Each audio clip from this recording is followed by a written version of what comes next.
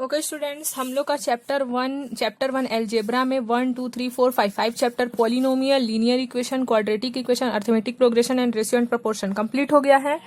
आज हम लोग को देखना है coordinate geometry chapter 6। Coordinate geometry में दो चैप्टर है 6 एंड 7। एक में आएगा एक चैप्टर है 6 चैप्टर का नेम है कोऑर्डिनेट जियोमेट्री और 7th चैप्टर का नेम है ग्राफ। तो कोऑर्डिनेट जियोमेट्री जब आएगा तभी आप लोग ग्राफ ड्रॉ कर पाएंगे, ठीक है। तो दोनों एक दूसरे से लिंक है। तो हम लोग देखते हैं सबसे पहले चैप्टर 2 कोऑर्डिनेट जियोमेट्री। तो देखो यहाँ चैप्टर 6 जो है हमारा, ठीक है। कोऑर्डिनेट जियोमेट्री क्या होता है इसको देखते हैं सबसे पहले तो, ठीक है। तो कोऑर्डिनेट जियोमेट्री में देखो आप लोगों को इस टाइप का ग्राफ बनाना रहेगा। हम लोग तो यहाँ तक पढ़ चुके हैं, हम लोग पहले पढ़ चुके हैं, हम लोग ग्राफ ड्रॉ करते हैं, फिजिक्स में हम लोग पढ़े हैं। ये वाई जो लाइन रहता है ये हॉरिजॉन्टल लाइन रहता है और ये वाला कौन सा लाइन रहता है एक्स। एक एक्स कोऑर्डिनेट रहता है, एक वाई कोऑर्डिनेट। जो वर्टिकल ये हॉरिजॉन्टल लाइन रहेगा एक्स का और वर्टिकल लाइन रहता है वाई का, ठीक है। लेकिन अभी हम लोग कार्टेशियन प्लेन में पढ़ेंगे, ठीक है। कार्टेशियन प्लेन में पढ़ेंगे कोऑर्डिनेट ज्योमेट्री। कार्टेशियन प्लेन में हमारा वाई का 2 होगा, मतलब ये वाई एक वर्टिकली ऊपर जाएगा और एक वाई वर्टिकली नीचे आएगा डाउनवर्ड डायरेक्शन में, और एक एक्स जो है राइट हैंड साइड जाएगा और एक एक्स लेफ्ट हैंड साइड में। तो इसको हम लोग वाई और वाई डैश से शो करते हैं, इसको एक्स और एक्स डैश से शो करते हैं, ठीक है। ये कार्टेशियन प्लेन में होगा, ठीक है। जैसे यहाँ दिख रहा होगा आप लोगों को एक्स वाई, ठीक है। तो 2 एक्स है यहाँ और 2 वाई है, ठीक है। तो आप लोगों को ये याद रखना है इस साइड हमेशा हमारा ये तो जो हमारा बीच का पॉइंट है, बीचों बीच जो हमारा मिड पॉइंट है जहां हर पॉइंट आके मिलता है, ये हमारा ओरिजिन है जिसको हम लोग हमेशा 0 रखेंगे। जैसे यहाँ 1 2 3 4 5 लिख लिया, ठीक है। वैसे इधर भी हमारा 1 2 3 4 5।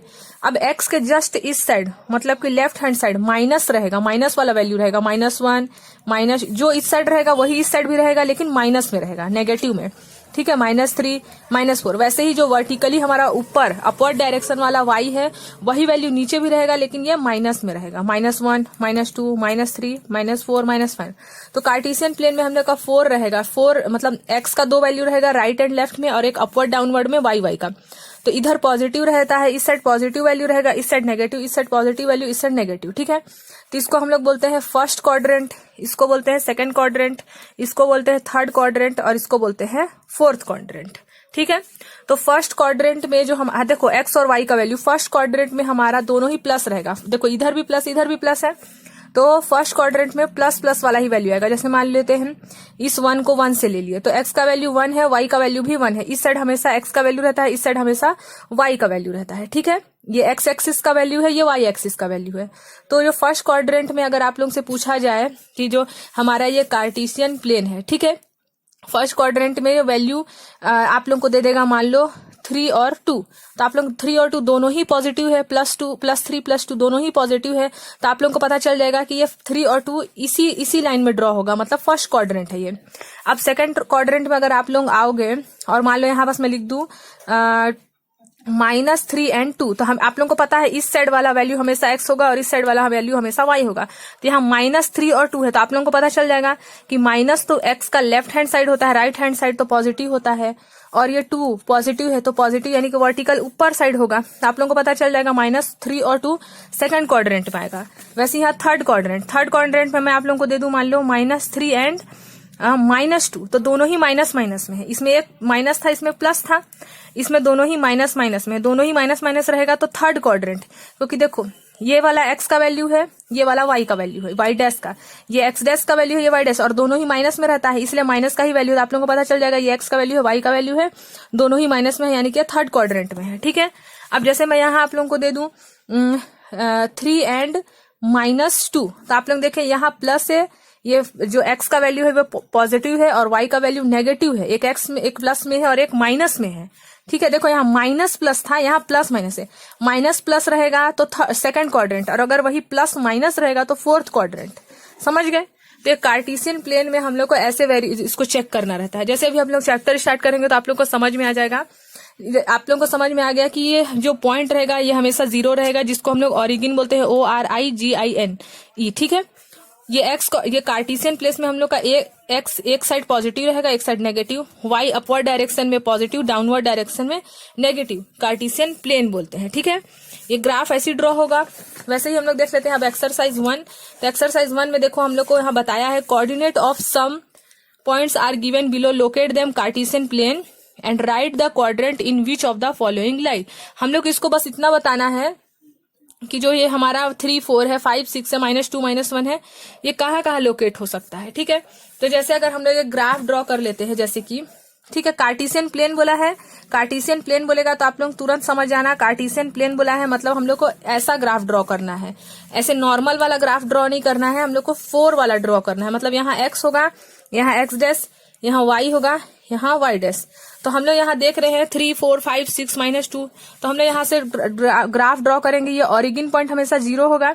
यहाँ लिख दिया 1 2 3 4 5 6 7 8। ठीक है, यहाँ भी अब यहाँ भी लिख देते हैं वैसे ही 1 2 3 4 5 6 7 8 9, जितना भी लेना चाहे आप लोग ले सकते हैं। लेकिन मैक्स टू मैक्स कहाँ तक गया है, ये एक्स क्वाड्रेंट है, ये सॉरी ये एक्स एक्सिस है, ये वाई एक्सिस। तो आप लोग एक्स को पहले चेक कर लो, इसमें एक्स 3 है, इसमें एक्स -5 है, इसमें एक्स -2 है, इसमें एक्स 2.5 है, तो हाईएस्ट 3 तक ही गया है।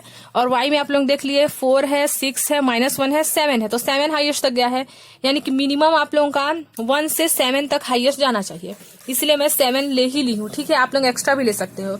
अब आप लोगों को पता है अगर एक्स इधर है तो इधर नेगेटिव आएगा, है ना, तो -1 आप लोग ग्राफ में अच्छे से बनाइएगा। जैसे ये ग्राफ पेपर आप लोगों को मिलेगा उसमें ड्रॉ करिएगा। ठीक है, यहाँ ले लिए -1 -2 -3 -4 -5 -6 -7 तक तो लेना ही पड़ेगा क्योंकि हाईएस्ट है। वैसे यहाँ भी ले लिए हम लोग -1 क्योंकि अपवर्ड डायरेक्शन में पॉजिटिव होता है y और डाउनवर्ड डायरेक्शन में नेगेटिव होता है, इसलिए -2 -3 -4 -5 -6 -7 -8। ठीक है, अब हम लोग को ये पता है कि यहाँ जो भी वैल्यू आएगा वो प्लस प्लस में आएगा क्योंकि ये भी प्लस में है, ये भी प्लस में है। ठीक है, तो यहाँ हम लोग का बोला है 3 और 4 दोनों प्लस में है। यहाँ पास क्या बोला है 3 और 4, यहाँ हमारा जो वैल्यू है 3 और 4, 3 किसका वैल्यू है, x का वैल्यू है, और y किसका वैल्यू है 4, मतलब y जो हमारा एक्सिस है वर्टिकल लाइन है उसमें 4 है। तो हम लोग को पता है ये दोनों ही प्लस में है ना, +3 है और +4 है, तो ये हमारा फर्स्ट क्वाड्रेंट है, फर्स्ट क्वाड्रेंट है इसका। ठीक है, तो हम लोग यहाँ लिख देंगे, हम लोग को पूछा था ना क्वाड्रेंट, ये 3 4 कौन सा क्वाड्रेंट है, तो 3 और 4 फर्स्ट क्वाड्रेंट है। समझ में आ गया, आप लोग यहाँ से स्टार्ट करोगे फर्स्ट सेकंड थर्ड फोर्थ, तो 3 और 4 दोनों पॉजिटिव है इसीलिए फर्स्ट क्वाड्रेंट है। तो इसका आंसर क्या हो जाएगा फर्स्ट। वैसे ही यहाँ लिखा है -5 और 6, क्या लिखा है -5 और 6, तो -5 बोला, आप लोगों को पता है -5 और 6 बोला, ये हमेशा x होगा, इस साइड वाला हमेशा x होगा, इस साइड वाला हमेशा y, तो -5 बोला है, तो -5 x का वैल्यू, तो आप लोग इस साइड तो नहीं जाओगे क्योंकि इस साइड पॉजिटिव है, नेगेटिव साइड आएगा। तो यहाँ देख रहे हैं हम लोग यहाँ -5 है और क्या बोला है y का वैल्यू 6, पॉजिटिव 6 है, देख लो पॉजिटिव, तो नीचे तो नहीं आ सकते, हम लोग ऊपर ही जाना पड़ेगा।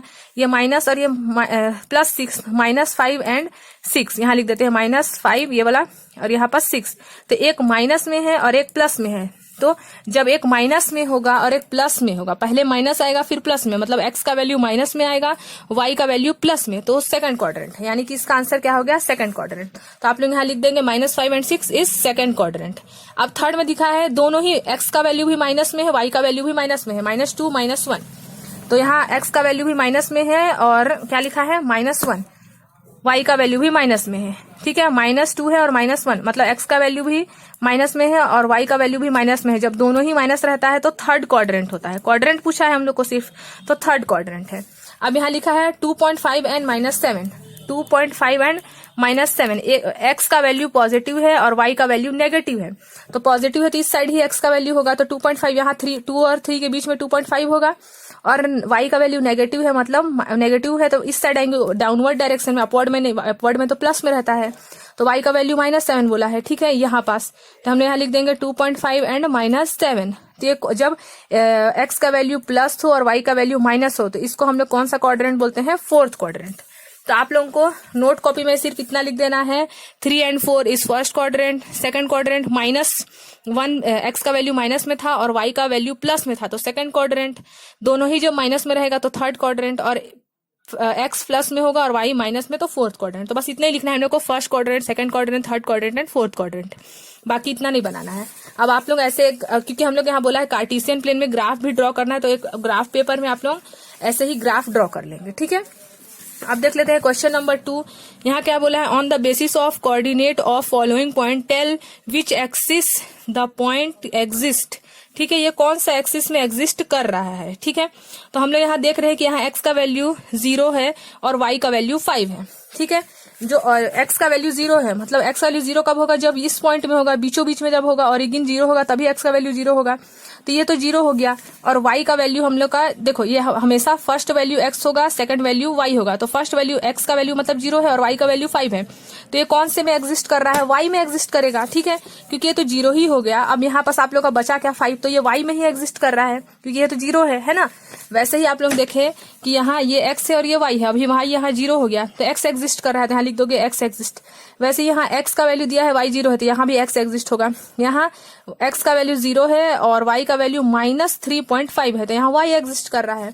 तो आप लोग इसको ऐसे लिख सकते हो। ठीक है, यहाँ लिख सकते हैं आप लोग इसको कॉपी में कैसे लिखोगे 0, 5। ठीक है, since the x coordinate of this point is 0। ठीक है, x coordinate of this point is 0 ऐसे लिखेंगे आप लोग नोट कॉपी में। एक तो बता देती हूँ कैसे लिखेंगे। यहाँ लिखा है 0 and 5। ठीक है, यहाँ लिख देंगे आप लोग सिंस, यहाँ लिख देंगे since the x coordinate, since the x coordinate of this point is 0। ये x कोऑर्डिनेट होता है, ये y कोऑर्डिनेट, तो x कोऑर्डिनेट तो 0 हो गया। ठीक है, तो हमने क्या लिखेंगे, hence it lies on y axis, hence it lies on y axis. ठीक है, वैसे ही क्वेश्चन नंबर 2 में दिया है आप लोगों का -6 and 0। तो यहाँ पास x का वैल्यू तो -6 है और y का वैल्यू 0 है, तो यहाँ पास आप लिख दोगे since the y coordinate of this point is 0 hence it lies on x axis, क्योंकि y 0 है। वैसे ही आप लोग इसको बना सकते हैं। ठीक है, अब क्वेश्चन नंबर 3 में क्या दिया है, पॉइंट P -4 and -7, मतलब -4 x का वैल्यू है, -7 y का वैल्यू है। तो माइनस माइनस जब दोनों ही रहता है तो कौन सा क्वाड्रेंट है, ये थर्ड क्वाड्रेंट है। जब दोनों ही माइनस माइनस रहेगा, x का वैल्यू भी माइनस में, y का वैल्यू भी माइनस में, तो कौन सा क्वाड्रेंट रहता है, third, first second third quadrant. तो इसका आंसर क्या हो जाएगा, थर्ड क्वाड्रेंट। वैसे लिखा है the y coordinate of any point on x axis. अगर x एक्सिस है तो y कोऑर्डिनेट क्या हो जाएगा, 0 हो जाएगा, तभी तो x एक्सिस लाई करेगा। जैसे इसमें y का, जब y एक्सिस 0 हुआ तब x एक्सिस लाई किया, जब x एक्सिस 0 हुआ तो y एक्सिस लाई किया, इसीलिए 0। ठीक है, on Cartesian plane both the axis mutually perpendicular.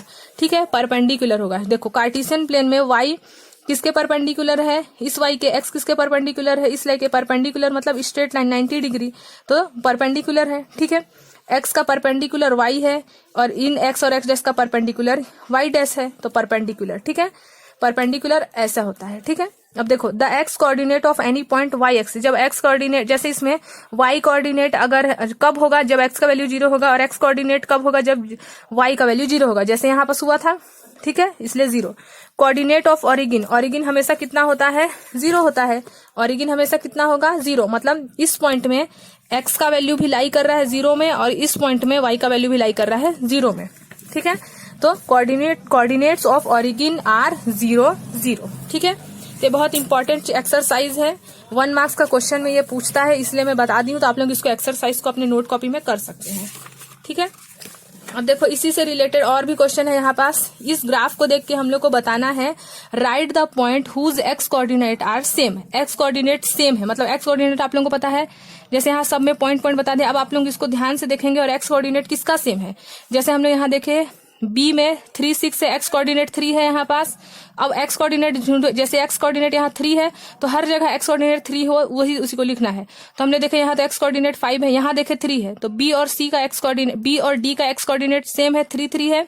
और किसका 3 है, यहाँ पास दिख रहा है हम लोग को, पी का भी एक्स कोऑर्डिनेट 3 है, तो बी डी एंड पी, इसीलिए मैं यहाँ लिखी हूँ बी डी एंड पी, जिसका एक्स कोऑर्डिनेट कितना है, 3, 3 है। अब देख लेते हैं हम लोग कोई और, जैसे यहाँ जी है, जी का कोऑर्डिनेट एक्स कोऑर्डिनेट -5 है। ठीक है, अब -5 कहीं और दिख रहा है, यहाँ दिख रहा है आर का एक्स कोऑर्डिनेट -5 दिख रहा है, और किसका दिख रहा है, और सी में तो 5 है पॉजिटिव, इसलिए ये नहीं है, -5 ही देखना है। ठीक है, तो जी का एक्स कोऑर्डिनेट -5 है और आर का एक्स कोऑर्डिनेट -5 है और किसी का भी -5 नहीं है। ठीक है, तो जी एंड आर। ठीक है, तो एक तो हमारा हुआ था बी डी और P जिसका एक्स कोऑर्डिनेट क्या था 3 था, इसलिए BDP जिसका एक्स कोऑर्डिनेट कितना है 3 है। फिर हम लोग देखे G और R जिसका एक्स कोऑर्डिनेट -5 है, और हम लोग देखे C जिसका एक्स कोऑर्डिनेट 5 है, और S जिसका एक्स कोऑर्डिनेट 5 है। तो बस इतना ही का एक्स कोऑर्डिनेट सेम से मिला। एक किसका मिला B, D एंड P जिसका एक्स कोऑर्डिनेट 3 था। फिर एक मिला था G और R जिसका एक्स कोऑर्डिनेट -5 था। फिर एक मिला था हम लोग को C जिसका एक्स कोऑर्डिनेट 5 है, और S जिसका एक्स कोऑर्डिनेट 5 है। तो उसी को लिख दिए BDP, फिर लिख देंगे GR एंड CS, ठीक है, जिसका एक्स कोऑर्डिनेट सेम है। अब देखेंगे write the point whose y coordinate are same. अब वाई कोऑर्डिनेट किसका किसका सेम है? वाई कोऑर्डिनेट मतलब कि इस साइड वाला तो एक्स का होता है, इस साइड वाला वाई का।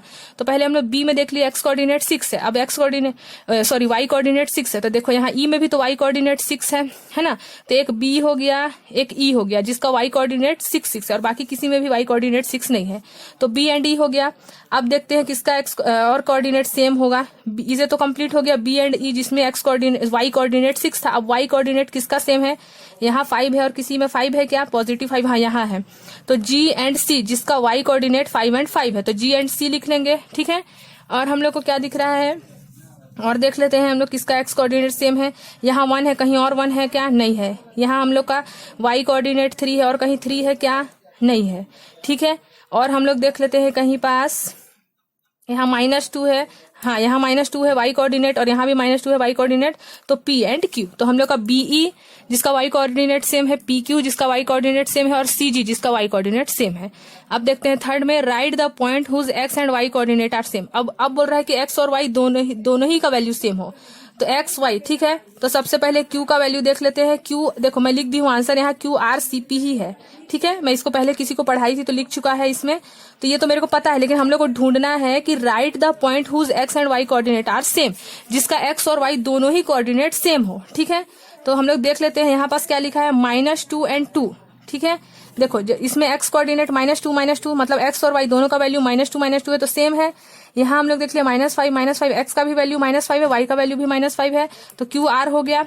और C जिसमें एक्स का वैल्यू भी 5 है, वाई का वैल्यू भी 5 है, और P तो नहीं होगा क्योंकि इसमें -3 और 2 है, P नहीं होगा इसमें, ठीक है।